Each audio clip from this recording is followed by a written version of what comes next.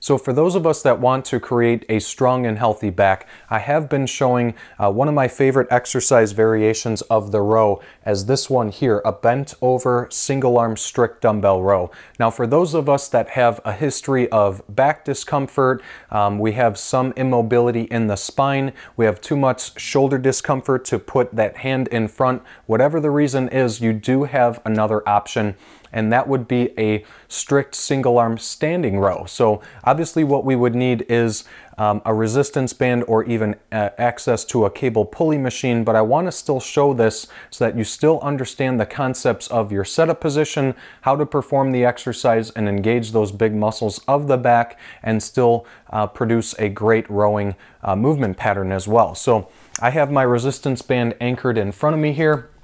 So as I grab the handle and kind of step back, I used to always favor a split stance position, and then I would perform the row with just the right hand, same arm, same leg back. But what happens is in a split stance position, there is a bit of a hip drop. So when the hip drops, one side is elevated, one side is down. Trust me, when your hip changes angles, your back also changes angles. And even though you think, well, I'm going to do the same amount of sets and reps on the other side and then perform the row there, I'll even out the hip or the spine angle, that is not exactly true. Your movement quality is always going to be better on your dominant side. So I like to get people into more of a parallel stance. So think feet shoulder width apart, and then you're just going to unlock the knees and sit the hips back.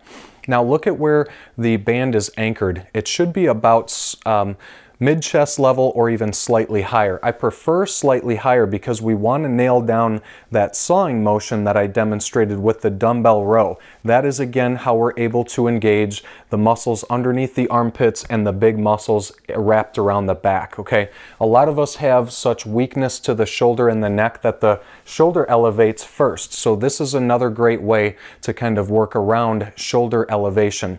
Okay, a lot of people always ask me, what do I do with my other hand? You can leave it at your lap, but you can create more tension on the opposite side if you actually hold that hand out and make a fist. So now we look ready to row. So first things first, we're actually going to engage the muscles between the shoulder blades known as the rhomboids. So think about squeezing the shoulder blades together, then pulling the elbow back to graze the ribs. Remember to go equal to the spine angle or slightly past the spine angle with the elbow, and then you're slowly going to go back to the start, undo that shoulder blade squeeze, and then rinse and repeat. Shoulder blade squeeze, pull that arm back and down to saw back, pause for a split second, go about 3 to 4 seconds back, and undo the row. If you create too much motion in the shoulders, you're going to eat into the shoulders and the neck and even some of the low back or lumbar spine. So make sure that you are performing a strict single arm row.